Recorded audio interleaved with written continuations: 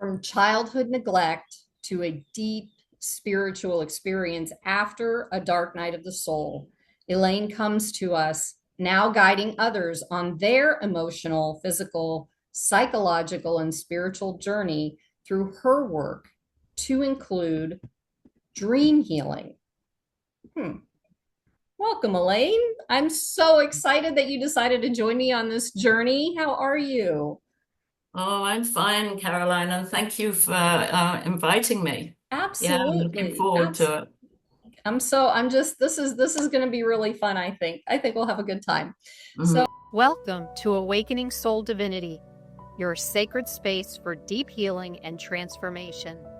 Listen to inspiring conversations with healing experts, spiritual guides, and teachers as we explore ancient wisdom, modern healing, and powerful stories of change.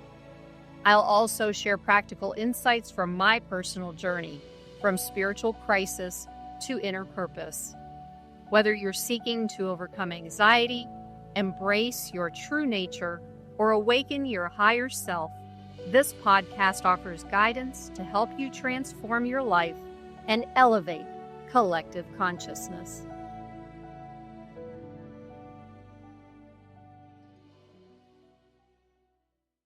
We're going to start off with for you to briefly share a trauma or catalyst or adversity or challenging experience that led you to the path that you're on today. But because of the emotional, mainly neglect that I had as a child, the trauma for me was around not being seen Mm. and not being heard.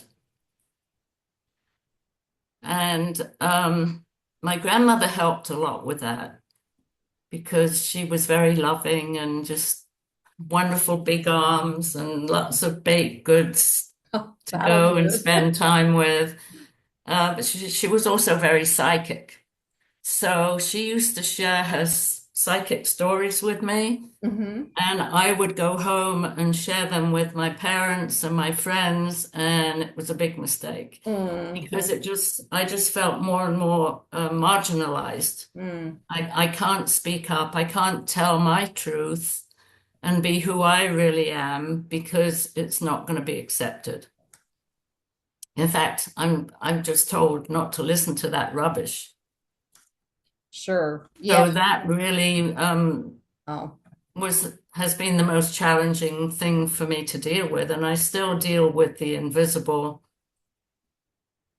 parts sometimes in my life, of the even not today. being seen and heard Yeah, piece of it. Yeah. And you know what? You're not alone. We've all got that. And what's interesting is that at this time in the world, that is starting to fall away because we're meant to be seen and heard on right. this planet with the information and the knowledge and the experience that we have. So a lot of people, we feel not good enough. We want people to see us. We want people to hear us. And then we're like, nope, I don't want it. Never mind. I'm going to hide now, that kind of thing. But yeah, I mean, that's a huge thing right now. And, sometimes, especially now, are you an empath? Yes, Okay. it took So me a long time to discover that, but yes. yeah, yeah. And that's a challenging thing because as empaths, we don't really we kind of stand behind the scenes. Most of us, I would say, stand behind the scenes, basically being there for other people, and we get caught up in that. And then when people don't reciprocate, when we need something, that's where that whole being seen and being heard thing really starts to trip empaths up.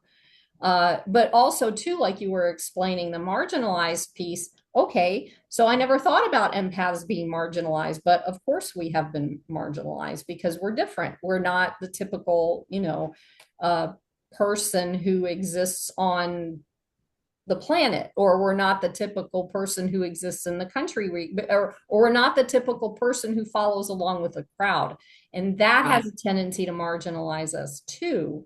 And right. And until we know that, it can right. cause serious problems Right. because we pick up other people's feelings. A hundred And percent. especially as a child, Mm-hmm. and I used to throw temper tantrums. and had no idea why. Now I understand why. It was because, those energies build up so much inside of us, and we think we own them. We think they're ours, and Right. we act on them, and it Right. can cause havoc in our lives It, until we really learn that maybe we are an empath, and we have a responsibility to protect ourselves. But it takes a long time to figure that out. I mean, Oh, a I re lifetime, yeah, really. yeah. I mean, I realized I was an empath the first time when I was in my 40s. And then within the last 5 years, I'm 60 now, maybe 4 years, I really started diving into that. So I understand that a lot more. But even in my healing journey, temper tantrums actually, I don't think they're a bad thing. I think that first they were given to children, but we're squashed. If we do have a temper tantrum, we're squashed in having it because that's really the only way a child probably understands how to express themselves if they're angry. And they're not doing it outwardly to hurt anybody, they're doing it to get rid of that anger energy. And we Yeah, suppress that because we suppress the anger, especially as women, because we're told we can't get angry. We have to be docile and sweet and, all this stuff. And that if that's not who we are, then that's a challenge. So I was just going to say that, like with a temper tantrum, that was part of my healing journey. I gave myself permission, not in public. Thank you very much. But I gave myself permission to have temper tantrums. So I'm glad you brought that up because it's like, it's just getting that energy out of our system of anger that we hold so deeply onto because we don't think that anybody wants to see our power. And yeah. And that it's might, not necessarily our anger. If we're living with two people who are full of their own anger, right, as an empath, we pick up on that. And right. these feelings just pile one on top of another. Right. And doesn't it also exacerbate the part where you still don't feel seen and heard? Because as an empath, generally they've done research with empaths that they connect with narcissists.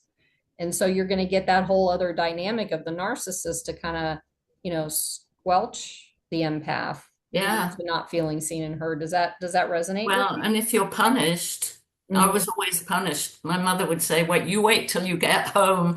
And I would think she'd forgotten all about it because by now I'd recovered. Yeah. She never forgot about it. So you can grow up with a sense of shame around that. hmm hmm And carrying shame is not good. Mm-mm. So And giving yourself permission to have temper tantrums is yeah. huge. Yeah, and what's so interesting in your generation was more inclined to do that threatening, harsh punishment, Yeah, where nowadays that, I mean, I'm sure it still exists here and there, but that was a different time. I mean, people are starting to see, especially with empathic children, they're starting to recognize that their children are empathic or whatever higher level of energetic, field that comes along with these children that are coming in now. You can't do that with them. So I'm really happy to see that that's diminishing because it does a lot of damage to children, especially empathic children. yeah. So thank you for sharing that. I appreciate it. Can you also add in how your personal healing journey shaped the work that you do now to support others? Oh, yes, because I was always just kind of in the background. Hmm. As a child, I didn't miss anything. And I was very intuitive and I would pick up on things and people talked to me. As I began to get older, people would talk to me. I was a really good listener. And my first career was a computer programmer. So for the first half of my life, Yeah, I I was a computer analyst, and I got so frustrated with that computer, I could have thrown it out the window. And it's like, sure. I'd rather be working with people than this machine. I understand that. And then I had a big upheaval in the middle of my life, and that's when I changed direction. So would you consider yourself more of an observer? Like, Oh, very much so. okay, okay. So you kind of know everything. You're one of the well, I don't know for sure. You tell me this, but what I notice about observers is that as children, they're very quiet and they just kind of watch everything going on and they know and they just stay quiet until, and then that moment that the words need to come out, it's perfect. The words come out and they're perfect and they And say, everybody is shocked. right, I exactly. mean, And then they they look stop at and you and kind of yeah, stand back with this mhm, look of shock. yeah, And yeah. that's hard to take For you? in the beginning. Yeah. Oh, It's yeah. like, what's wrong with me? I Yeah, like open who my is mouth and get that reaction. right, right. Well, because that's the people that you were around couldn't receive that in the way that you were able to speak that. Yeah. And yeah, so but that's very powerful. So you use this information that you've learned as a child for your work. Yeah. And I think it helps me be very compassionate towards Hmm. other people who have been through childhood trauma, Hmm. Hmm. even if they wouldn't label it as trauma. Um, there is so much abuse that is not done intentionally. It's just done from a not knowing, whether it's neglect or like, overt abuse. Right. And so I think yeah, I'm more compassionate because of what I went through. Yeah.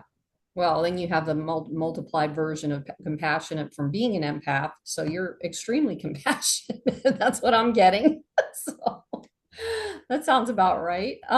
So then what would you suggest for people who are going through their own dark nights of the soul right now? Well, to first of all, the important thing is to recognize it and put a name on it. So can you kind of describe what a dark night of the soul is so they can recognize it and be able to name it and that way they know where they're at the moment. Oh my gosh, I think I would explain it as a complete upheaval in your life, Hmm. and everything you thought was fact is no longer fact. So you're kind of adrift at sea, Hmm. and it's really pretty scary. Sometimes one experience can bring it on, or else it can be like an accumulation, but it gets worse every time. And I think that it's part of the process of getting on the spiritual path. Mm. And Yeah. I wished I'd known that at the time. It's kind Right. of the opening to the spiritual path, because we can't get to our own divinity unless we're willing to go through the shadow, That's our own right. personal shadow. That's right. That's right. So, is some of the work that you do is psychotherapy, correct? Yeah, it's Jungian based. Oh, even better. Okay. So I'm going to ask you a question. This has started coming up for me recently with everything going on in the world and in this country. We're both in the US. And there's a new word, which is not really new, but I've known it. It just started hitting me personally. It's called cognitive dissonance. Because what's happening is I feel like there are cracks happening in the way things are going. And because Yes. I'm an observer too, and I can see through these cracks, and it's like I am going through this incredibly crazy. I don't think this is a dark night of the soul. I think this is an awakening because it's like I can see all this information starting to come out that fits with the truth and it goes against what we've been taught. And so it just can you explain to me and our audience what cognitive dissonance is and how it relates to the dark night of the soul? Because I'm curious. I think that they kind of go together. I would think it's like a shock. I could be wrong. I mean, I don't know. I'm just curious to see if there's any part of it to that. Oh my gosh, I've never really thought about that before. It's I think personally what's going on right now is a dark night of the soul in the collective. Mm-hmm. Yes, yes. So those of us who have been through our own personal dark night of the soul can recognize all the symptoms. And that may be where the cognitive dissonance comes in, right? We can see this kind of chaos and this madness, but these glimpses of light and hope, And um, truth and truth. and truth. Yeah. Um, but we have a schema to be able to recognize it. And I think we're being called to stand up in our truth and in our light to contain what's going on in the collective. And when you say that, do you mean like everybody does that, or is it just like empaths and highly sensitive people, the Well, people I who have already think the done? people who have done a lot of their own personal work. I mean, there's a lot of Okay. people out there who you talk to them about personal work and they'll just kind of glaze over. Right, right. So we're the space holders then Yeah. And the for light whatever. holders. Yeah, and that's us. We are here to hold this space for as other people are going through this process as well, because we've been there. We understand. Right. And There's it's a birth. It's a birth of I firmly believe it's a birth of a new level of understanding. So it's we're going through this kind of unconscious transformation. We're giving birth as a collective. right. I don't know if we're giving And that birth. comes with all the chaos of giving birth as a human being. Yeah, but I don't know if we're giving birth or we're being birthed. Because that's also a painful process too, right? I Yeah, guess both. it It can be sounds like it's both. both. Yeah. Yeah, I Yeah. never looked at it that way, but Yeah. yeah, Yeah. So we're the birthers and the birthies. yeah, Yay. right. Yeah. But you know, if we have an overarching kind of construct that we've lived through in our own life that we can apply to this, it's Mm-hmm. so much easier to get through it. You just don't get mired in the Right. details and Right. Right. That's like everything that's going on every day. You just hold the light and you trust that there's going to be a birth at the end of it. That's a little challenging though, because we're human, and I'll be the first to admit that there are sometimes that I sneak in and look at things on Facebook, and then I'm like, but I'm still learning things about other things. So I want to sneak in there and see some things, and I'll scroll past all the other stuff. But yeah, this is not easy. This is not an easy time.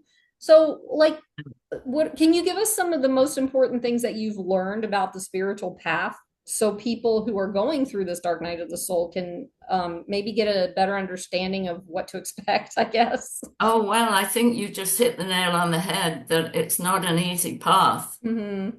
It's very lonely, Mm-hmm. for one thing. Yeah. Um, it's challenging, Yep. and you're left to your kind of own resources a lot, and you're Mm-hmm. dealing with things that you have no understanding of. 10 years from now, you might. Right.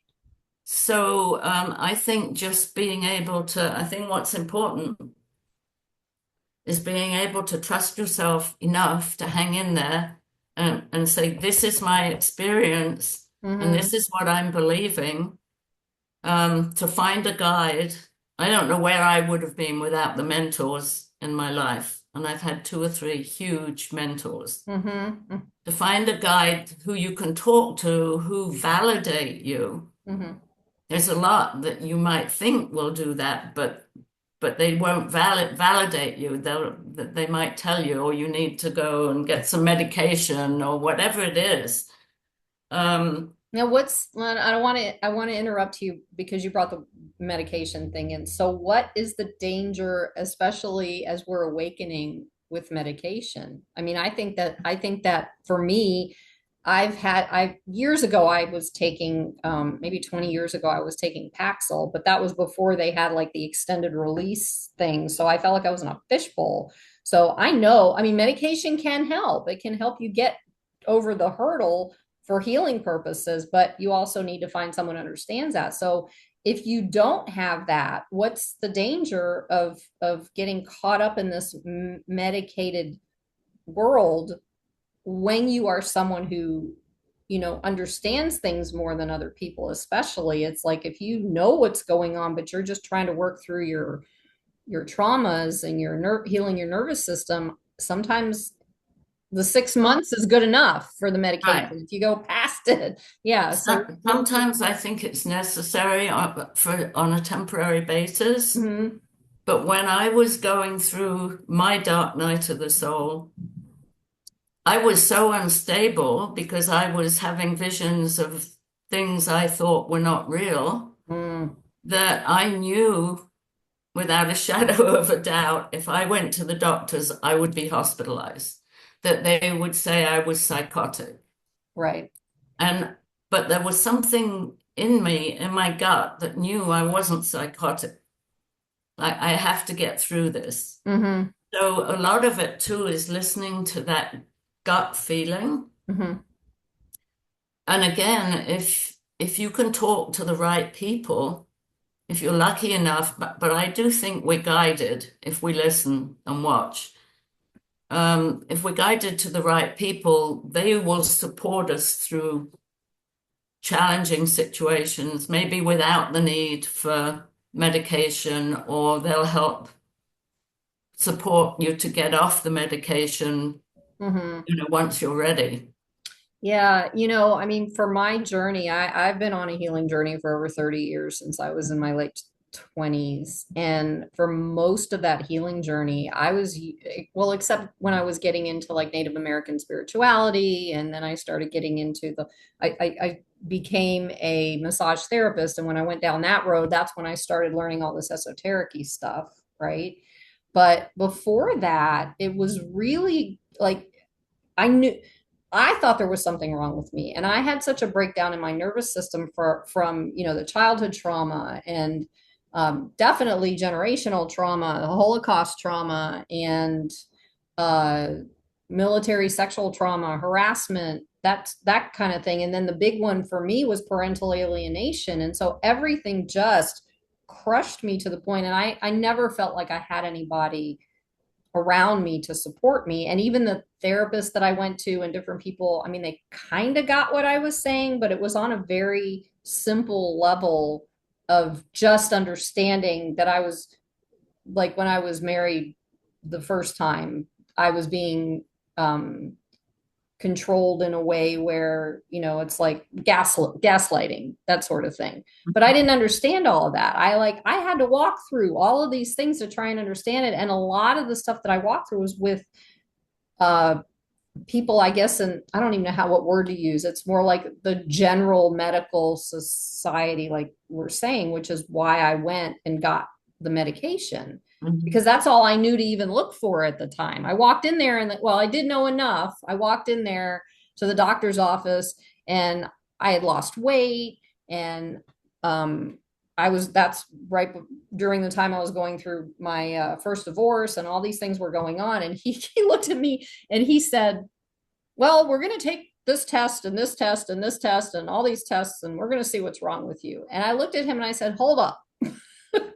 Let me tell you a story. So I told him what was going on at home, the stress and the, issues with the marriage and all this kind of stuff. This is how I got on it. He looked at me, he goes, you're depressed. And I had a good enough rapport with him, and I'm going to cuss right now because this is what I said. I said, no shit, Sherlock. And he started laughing. And he said, all right, but this was before the extended release. So and it was a doctor, and I wasn't seeing a psychiatrist, and I wasn't seeing anybody. So when he put me on it, I told him I had enough awareness to say, I'm going to get off this in 6 months because I'm not Mhm. going to stay on medication indefinitely for this, because it was a situational thing. I Yeah. wasn't crazy. I knew I wasn't crazy, although they tried to convince me I was, my family, but that's another story. Well, and sometimes you can wonder. I mean, at a deep level, I knew I wasn't crazy, Mhm. but I felt it in what was happening to me. Absolutely. Absolutely. And gaslighting will do that. So, yeah, and that's a challenge. And people gaslight. You know what I'm talking about when I say Yeah, yeah. gaslighting, right? Yeah. Gaslighting, it's for those of you who don't know what that is, it's generally it's somebody telling you that, like, for sure that a certain thing is going on, but they try to bring in and make you feel like you're crazy or you don't know what you're talking about. Or, I mean, if you could expound on that, because I don't know Yeah, exactly. narcissists are actually pretty good Mm-hmm. at doing that because it's all about them. Right. So if you try and stand up for yourself or say something about, maybe your needs, Mm-hmm. or you get angry about something, they turn it around and make it about you. Right. It's your When fault. really it's all about them. Right, right. Okay. Yeah, that's true. That's true. And so in those spaces though, when you're going through that, can you give some ways on how to stay grounded so you can actually allow your intuition and your understanding and your observations to be able to trust yourself to listen to what's going on? Right. How are some ways to stay grounded? It took me a while Mm-hmm. because the dreams I was having were taking me way out of my body. And I was also doing breath work. This was when rebirthing it was called rebirthing and not breath work. Oh, so that's the And same it was thing? in its early years. This Okay. was in the early 90s, right? Rebirthing and breath work are the same thing. Right. Oh, wow. They tend to call it breath work now, but back then they called it rebirthing. I didn't know that. All right, cool. Yeah, because very often you experience your birth while Yeah, you're breathing. yeah, that's true. So that those experiences would take me way out of my body. Okay. And so it was very hard for me to get grounded. Now, I stumbled upon a Jungian analyst who was a godsend. And in Memphis, there was a training program for Jungians, but you didn't have to go through the training. You could just be there and participate for 10 months out of the year. So Interesting. I did that. But then I began to work with a Marion Woodman. I don't know if you've heard of her. She was brilliant. Uh, After I had been working with these Jungians for a while, somebody gave me a book of hers called The Pregnant Virgin.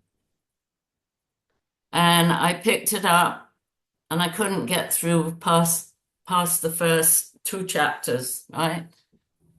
4 months later, I picked it up and I couldn't put it down. And I Mm, thought, how does this woman know what I've been living with? It was like seeing myself in the pages of her book.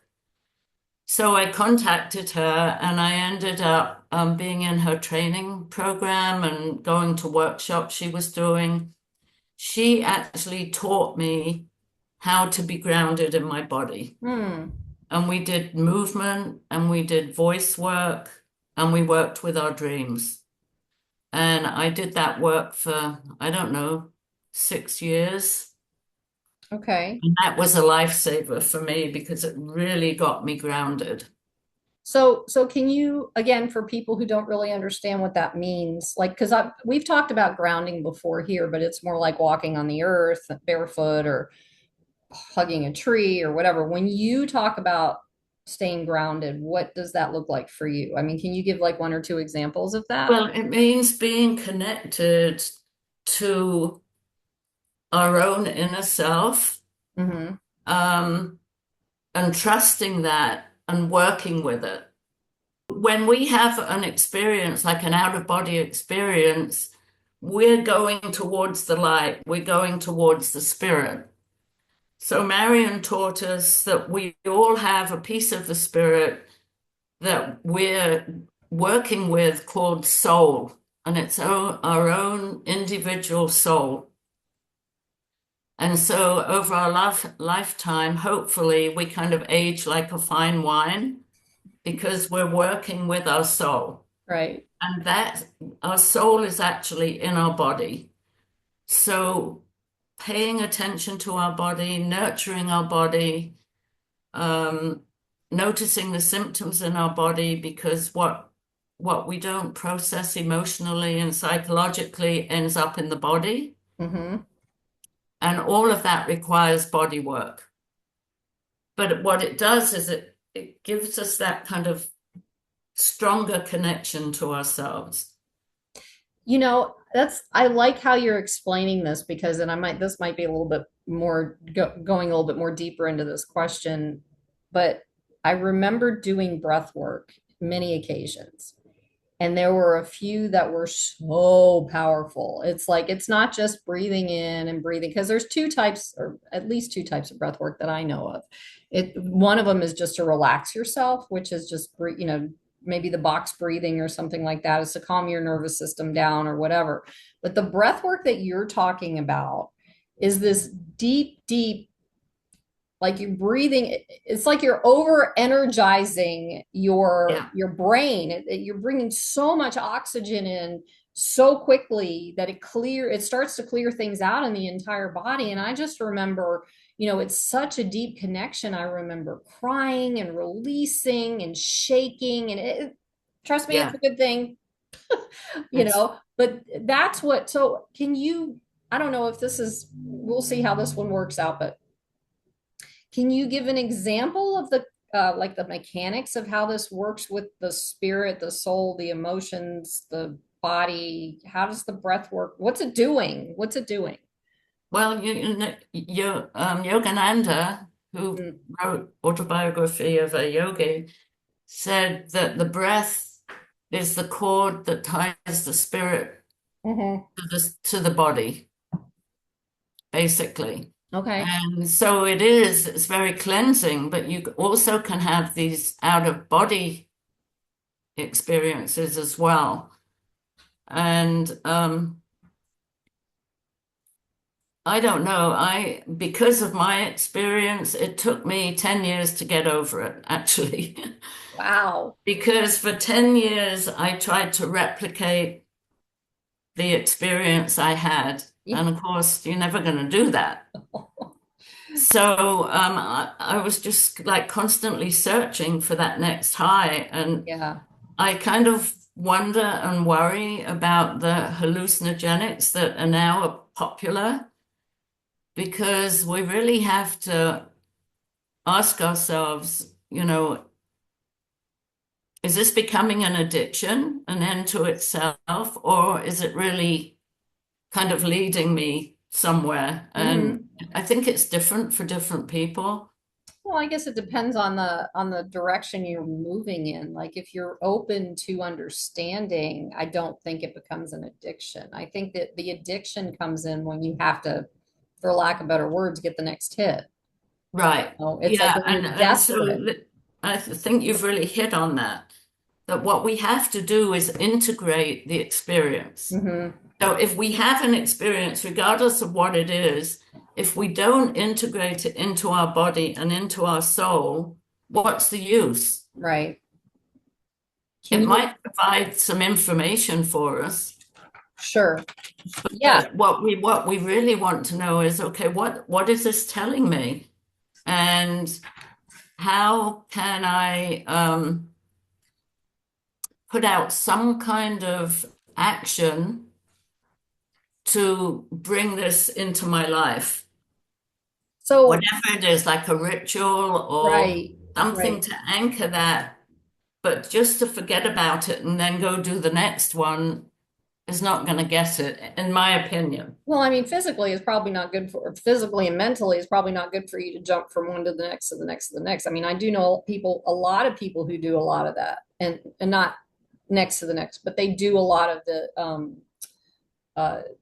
mushrooms or ayahuasca or whatever. But our bodies have the capability, especially at this time in the world, to do this work without hallucinogenics. So, and we're given the inner guidance too. And that's where the dreams come in. Okay, so then I'll ask you the next question, since you said that. So why is it so important for us to follow our night dreams? And with a caveat, because some of us do their best to remember what they are and even write them down in the middle of the night, but it doesn't necessarily always work. So it's important. Why? And how do we get to the point where we can actually remember our dreams? And why aren't we remembering them? So there's three things. They're very elusive. I always think they're like deer in the forest. 100%. except the And one I they saw show up and you yesterday. get a glimpse of them and then they're Yeah, gone. So not you the one really I have, saw yesterday. He stood there and stared at me for like 10 minutes. His tail never went up and he never shot off. So that was not an elusive deer. yeah. Yeah. So how So does I this think work? just intention is important. Okay. Getting up in the middle of the night, writing them down, speaking them into a microphone. And in the morning, you've probably forgotten that you had them. But why they're important is they keep us on track.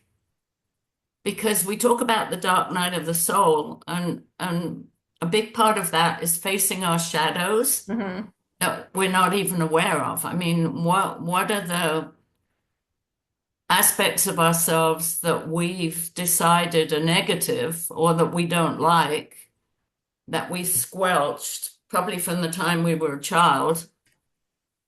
They're in our shadow. Which we didn't necessarily squelch on our own. It was all part of the process of being programmed and We were raised conditioned. by our family. Yeah. You're right. And there's a book, here I go with another book. Got it. It's called Owning Your Own Shadow by Robert Johnson. Owning your own. And it's a little book, maybe not even 100 pages. Okay. But that book for me was life-changing when I was going through that, because he said our gold is in our shadow. Mm. And it gave me so much hope. It's like, oh my gosh, there's gold in my shadow. I want to find it, you know? So it really Yeah. kept me digging. Yeah. Yeah. But the dreams will show up our shadow.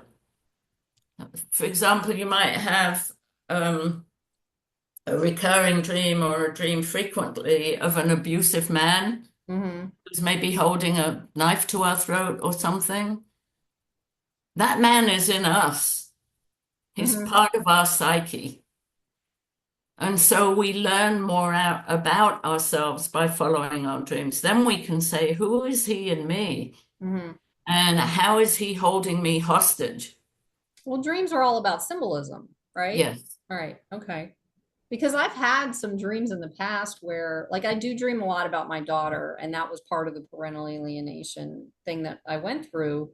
And I remember, and for some reason, most of my dreams of my daughter are when she was little.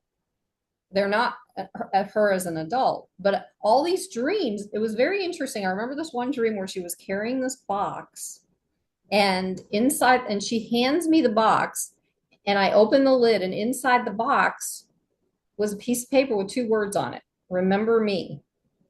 And when I dreamt it, I know what that means now. But when I dreamt it, I'm like, is she trying to? This was had that dream when everything was going on with the situation with the parental alienation, and I'm like, well, is she trying to tell me to remember her and not forget about her and all this kind of thing? And now looking back, I'm like, that wasn't even her. It was me. It was this part of me telling me to remember me, and it was, or remember the truth of who I am. And it was weird because at that time there were a lot of other things that were going on that were related to it outside of my dreams and in life. These songs came on about remember me. I've had, I had all these things happening, and then it went away. And then recently I had something pop in again that said remember me, and I immediately went right back to that. I'm like, oh, now I know who I'm supposed to remember. Sometimes you don't know what a dream is until so many years later, when you have like this, when you get through this awakening piece of it, because Yeah. sometimes it just doesn't connect. I don't like the fact that it takes that long. Yeah. Yeah, you're right. We can look back at dreams we had a long time ago and they make more sense. Yeah. But we can understand a lot. I mean, everybody in a dream is an aspect of us. Mm-hmm. So it makes sense that your daughter would be in a lot of your dreams because she's kind of triggering your, however old she is, 4-year-old or 5-year-old or yeah. So we can learn so much about ourselves. Yeah. And Yeah. also, dreams can give us direction. Like when we're completely lost. I decided many years ago when I was 19 to emigrate to Canada based on a dream I had. And that was before any of the other stuff happened. Mm-hmm. But the dream was so powerful, I knew when I woke up because I was trying to make the decision whether to move to Canada or stay in my birth country. And I knew when I woke up that I had to go to Canada. You know, I don't get those. I don't get those types of awareness. I think I'm more what is it, clairsentient. I get feelings, but I don't get, and when I studied the Native Americans, there was a lot I learned about, like, everybody's got a gift of being able to do certain things. Like there were seers, there were dreamers, there were healers, there were, all these different things. And you sound like a dreamer to me. I am not a dreamer. I can hold the space and feel things around me with people. I can feel their energy, and I can guide people, but I've never, maybe that's why I'm not able to remember dreams like this. Maybe this is the gift you were given to be able to guide others through helping them if they do remember their dreams or Right. And maybe, yeah, maybe you never needed to. hmm. But if you want to try it, just, make a commitment and see what they're telling you. Can I tell you how many times I've already made a commitment? It's been over a week and I've got 3 entries in my little book. 3. And one of them is like 3 words, like, I got this in the middle of the night and I don't remember anything else. And it was completely incoherent. And I'm like, I have no idea what this. And then I ask, what is it?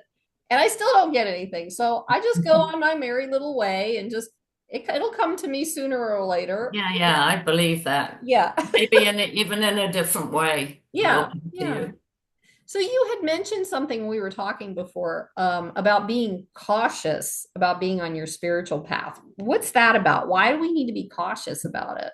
That sounds kind of I don't scary. What know is if that?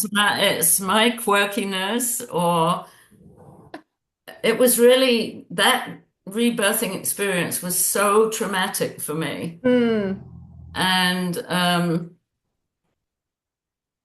that I'm really cautious, especially with other people. I'm not cautious with myself. If I have like a strong belief, this is what I have to do, I'll do it. But, I'm working with people Hmm. and I'm much more kind of cautious in a way about what I might encourage them to do. I mean, if they come to me and they say they're going to do this, that's one thing, right? But I'm not going to bring it up. And all of this for me is around like the breath work and some of the other healing modalities. It's like, I think it's so powerful that probably the best thing that ever happened to me was doing it. But I still feel like I had to go through so much. A person has to really want it before I would really recommend it to Well, anybody. yeah, exactly. But isn't there like a fine line? Because so what's happening? So if somebody like me came to see you, what would be that fine line that you would be able to recognize, being able to cross when you know for sure that I'm ready to dive in. I'm okay with it, right? Yeah, then I think that it's not a problem, but there's a lot of people who are not ready. So you I stay think so. I kind of err on the side of cautiousness, I guess. so is it like maybe you step, because this sounds familiar to some of the stuff that I did when I was working as a transformational coach. Like I'd step back a little bit when I could tell that somebody wasn't ready. Like I'd poke myself in there and then they would say something, and I'm a writer, so when I hear certain words for whatever reason, I guess it's part of the writing. Then I'm like, maybe we don't want to go in here. Or when you can tell that someone's being hesitant or holding back or protecting themselves or whatever. But is that what you mean? Is like when you can feel Yeah, that and about them, that they're not. or the trauma and the mental health is Yeah. still so raw Yeah. that it might not be a good idea. Yeah. So that's just more of your because it's so deep, your precautionary Yeah, measures in not stepping too deep with them so there's no, opening up any bigger wounds or whatever when they're not ready to deal with those wounds or yeah, something like that. Okay. Okay. I was just trying to get a better idea of what that was.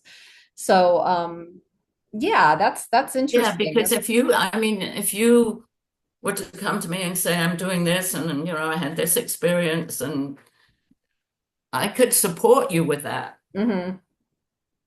But just to take somebody who has a lot of trauma Mm-hmm. that's unprocessed or They haven't done the maybe, work yet. Yeah. yeah, then Okay. That makes I sense. would feel pretty uncomfortable recommending something.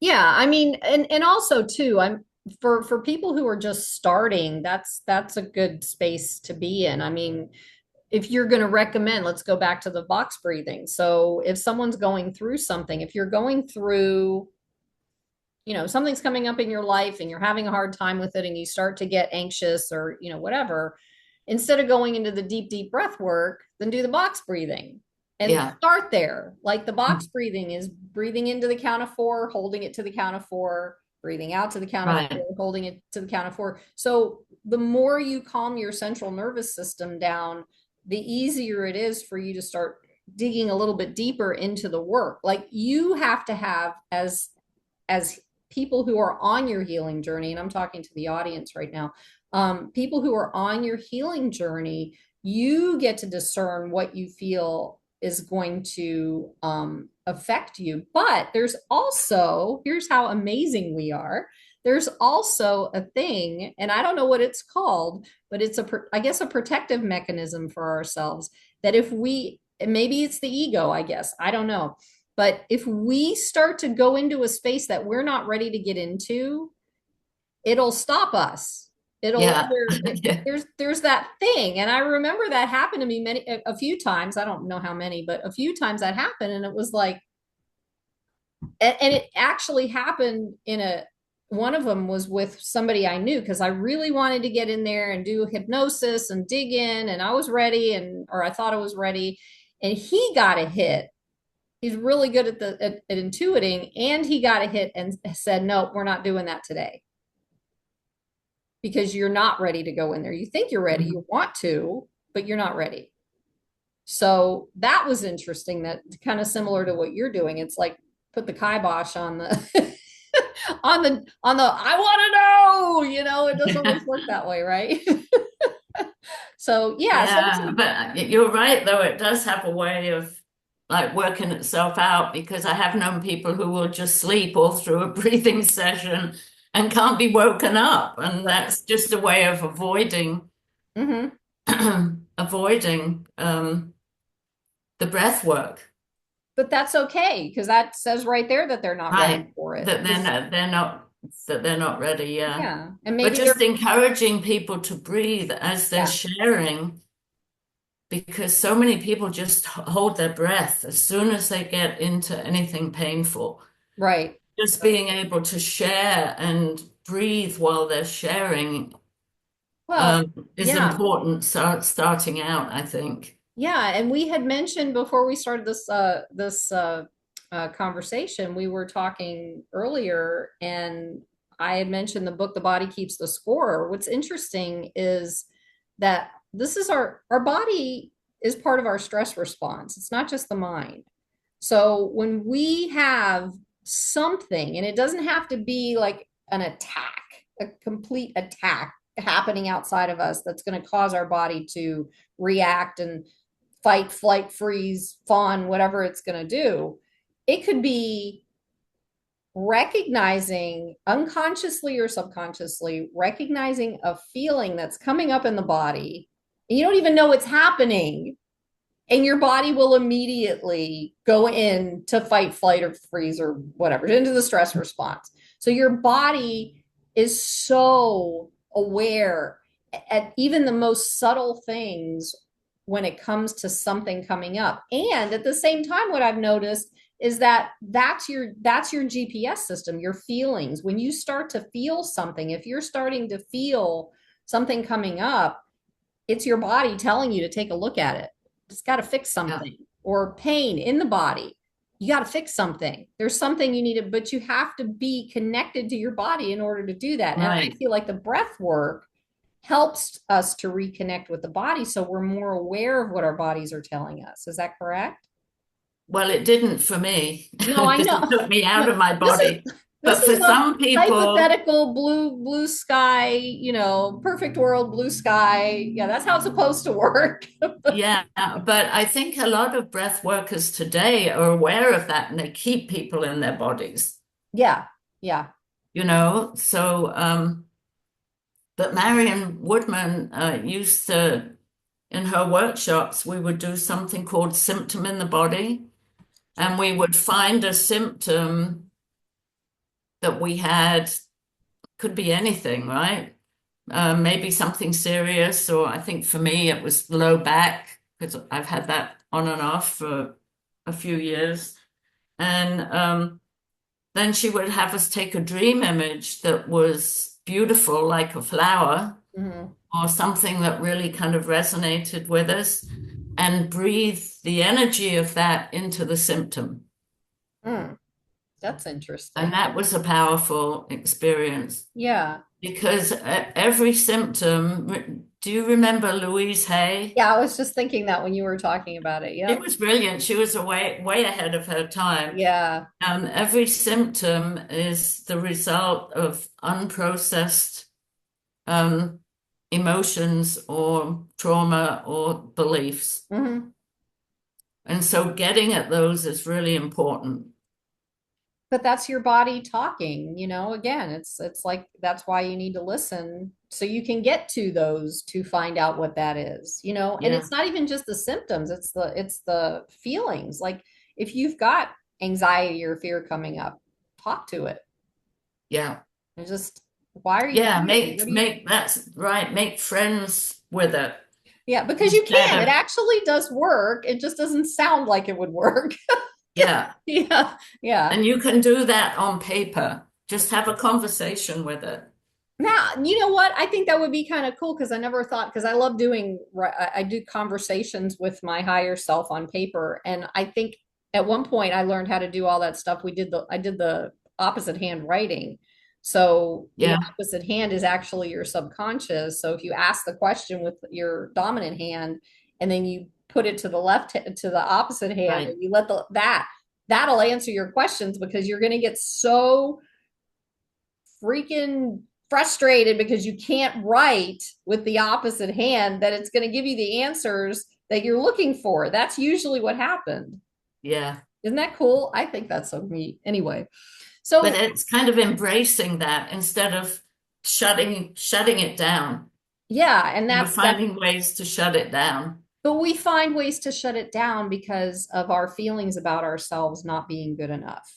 Mhm. Because if we're not good enough, then why should we listen to ourselves? Why should we allow that part of ourselves to be present with us when we're trying to stuff that down? We don't want that to come up because it's a scary place for most people, Right. right? Yeah. Yeah. So how do you see all of this individual healing work that we've done and that's happening now, contributing to larger societal transformation? Oh, I think it's huge because if we all do our own personal work, it's kind of like, do you know the story of the 100th monkey? Yes, that's my favorite story. Go tell it. Yes.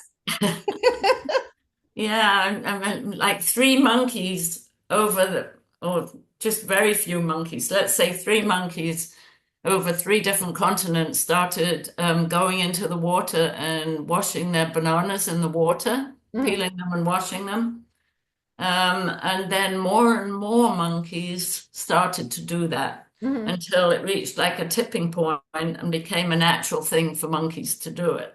Yeah, and we And do this that is with what's going clothes. on with us. Yeah, we do that all the time.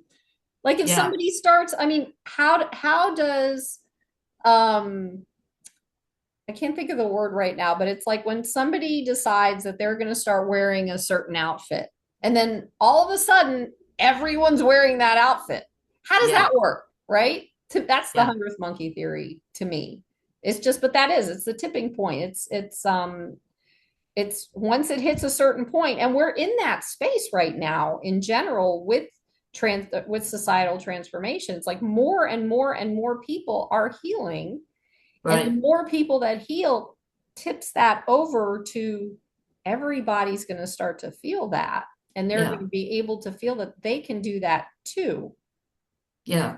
So what's that guy's name? Was it Robinson? The one back in the 40s or 50s, whenever it was, um, who broke the like mile at 3 point something or 4 point something. Oh, the runner, Yeah, the runner. And it's like the minute he did that, is that Jackie Robinson? Is that right? I'm not sure. Anyway, Bannister. I don't know. I can't remember. Yeah, But the minute he broke that, it's like all of a sudden all these people show up and they're all breaking records, right? yeah, So there is something, we are one. There is something in the air that connects us together. And so when something's happening with one of us, it's going to happen with everybody. Whether yeah. we believe it or not, it still does that. It's part of the way. Yeah, and I think now with all of the chaos that we're living in Mm-hmm. is a perfect opportunity for people to like wake up. Mm-hmm. They're being forced to in a way because their anxiety is getting so high. So instead of pointing a finger out there, we have to look at ourselves and say, what's going on in me? What do I need to heal Yeah. in order to get through this? Yeah, and I'm glad you brought the word anxiety up, because sometimes we feel anxiety and it's not necessarily because something is going on in that moment in front of us. So we can't blame that for the anxiety, because the anxiety could be, you know, just coming up from inside just because of the energy or something Right. going on. So But I think we need a reason to that's a whole nother give it a name. give it a This name. person is the cause of my Get anxiety or my angry. anger. Yeah, But let's try looking at our anxiety a little deeper. deeper. Yeah, we take responsibility for ourselves. So we take it away from what's going on out here and say, okay, let me look at my anxiety. Let Mhm. me look at my anger. Where is this coming from? And how can I work with it? So keep bringing it back to ourselves. Don't think about the future and what might happen and what might not happen. That's Right. futile. So basically, what this does is it gives us the capacity to make our own decisions and not put our lives into someone else's hands to do whatever they want with it. Yeah, It's like we get to be that person who says, who uses our intuition and says, no, I'm not going to take that medication for longer than 6 months, because I mhm. know that in 6 months, which happens to be a long time, in the meantime, things are going to shift. And Yeah.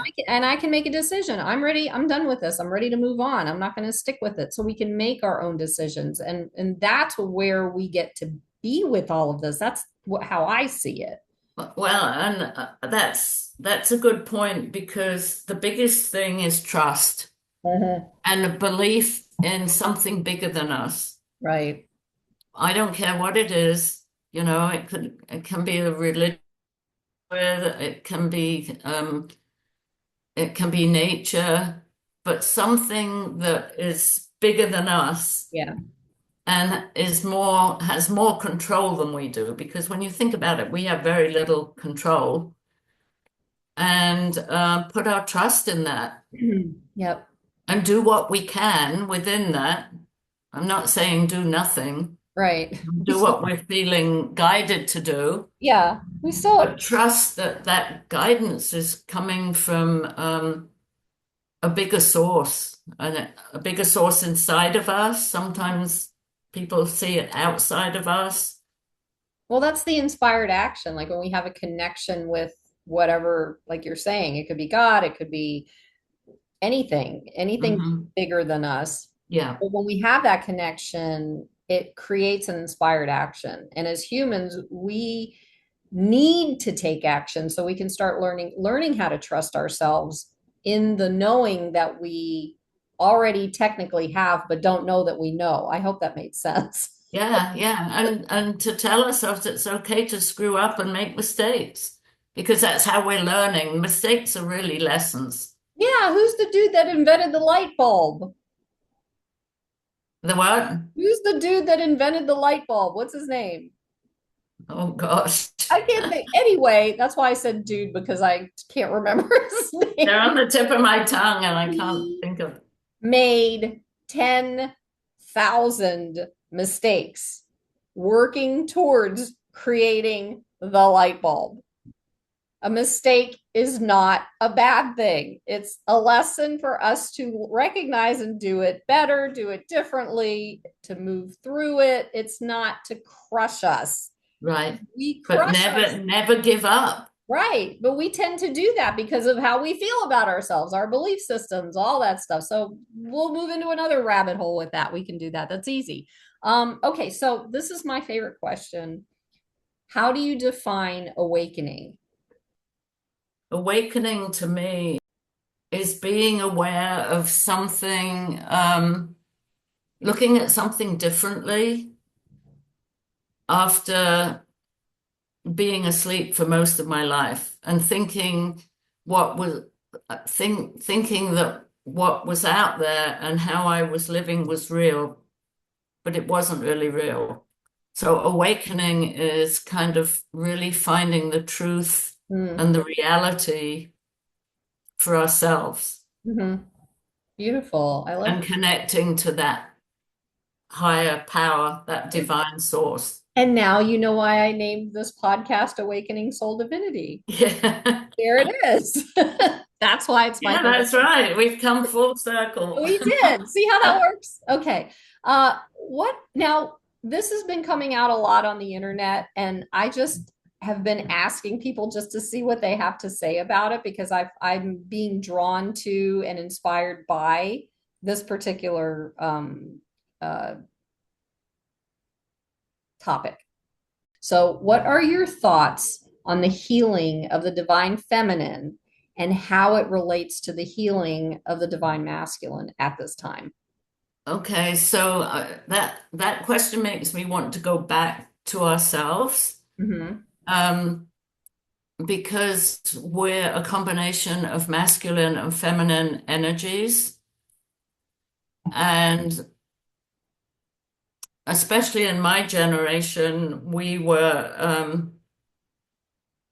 kind of raised where the masculine was the superior, had all the power, and the woman was the server and had very little power. And what we're doing, we're emerging into a time when the masculine and feminine are coming together in a Yes. divine way and they're partnering up with each other. Mm-hmm. So I think we're moving into the age of the divine feminine, Mm-hmm. and the divine mother, because in this new age, the masculine will actually support the feminine. And I That can't wait to see where that goes. that is it. Beautiful. I love that. And that's exactly what I've been gaining glimpses of out there is it's that. And it's not a submissive support either for the divine masculine. It's a balanced support. It's like Right.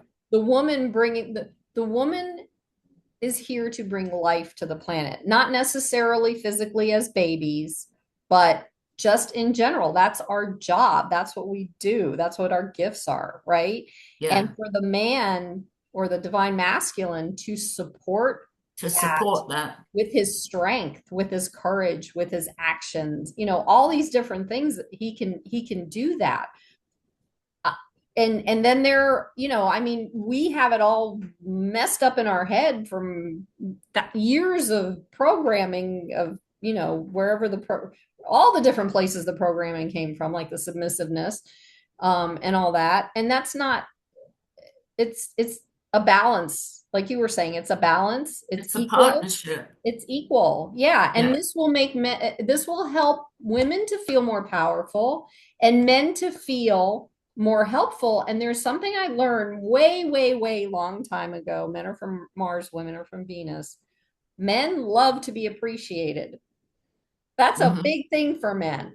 So when we are doing what we're doing and they're helping us to do what we're doing and we're all working together and we say, hey, thank you so much for helping support this because look at the bounty, look at the beauty, look at all this stuff that it's causing, you know, that's, and they eat that up. They love that. Yeah. From my understanding, from my practicing, trying to, learn how to do that myself in my relationships, it wasn't always easy, trust me, because we grew up in the way we grew up. But yeah, Yeah, but I think we're evolving into that. yeah, And again, working on our inner masculine and feminine is so important. yeah, yeah. Especially now because we're both women sitting here and we've both been through the challenges of growing up as a woman's perspective where it's like, oh, well, you have to take care of your husband and you have to be demure and, sweet and cross your legs and wear a dress and have the babies and, all this stuff. And it's like, we're not all like that, We have to unlearn that. Yeah, Yeah, absolutely. I mean, and they've been trying to train us in this for years, and our psyches, our energies, Mother Earth, all this stuff is like starting to explode out because we've been holding on to that for so long. yeah. It's Well, and it hasn't been ridiculous. easy for guys either because they No. were never allowed to feel. And they Right. were basically raised to go out, get a job, and Yeah. stay at that job to Yep. support, whether they liked it or not, to support their family for the rest of their lives. So, Right. they have to kind of get back in touch with their feelings. They have to give themselves permission to feel and to share and to share. And also permission not to be like the only responsible person in it Yeah, because again, it's teamwork. It's not, you can't raise a child by, it's difficult.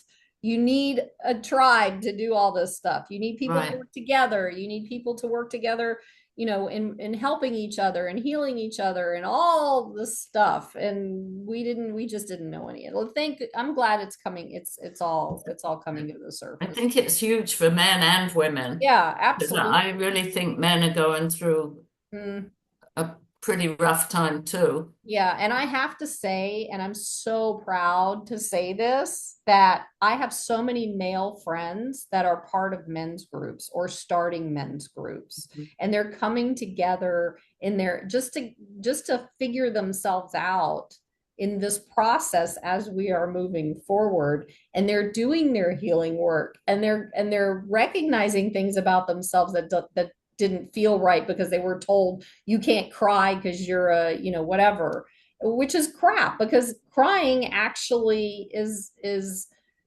it's part of consciousness. It's part of how we Hmm. heal the body. It's part of it there. It's like it's not just because you're a girl and you're crying and whatever. Yeah, It's you as a human, right? And it's okay yeah. to do that. It's just that we've been again taught not they've been taught not to. So I hats off to the men who are stepping up Hmm. for themselves and healing themselves and recognizing and finding that truth within them because what they've been taught has not been that truth. I think Right. it's incredible. I just think that so there's that. Okay. I got Wow. I got Oh my so gosh, we've covered so I much. know, I know. So in that light, how can people get in touch with you if they want to learn more about you? Okay, my website is elaineheroux.com. That's Elaine, last name Heroux.com. All right. Well, thank you for that. And also all the information, all her links and everything will be on the description below. So, and I have one more question. Is there anything else that you would like to share or get out there before we wrap up? I think the most important thing is learning to be kind to ourselves and love ourselves. So, and that means loving our bodies and our souls and our thoughts, even if we don't always like our thoughts, and just everything about ourselves.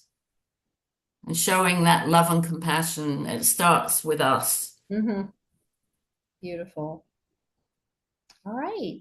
Well, thank you so much, Elaine. I really And thank you too. I've really appreciate enjoyed it. talking to you. Yeah, thank you. And to everyone out there in the world, thank you so much for being here at Awakening Soul Divinity. And we hope you were able to get something from this. And we wish you peace and love and joy and whatever, all the good things that we all want there. So thank you. You.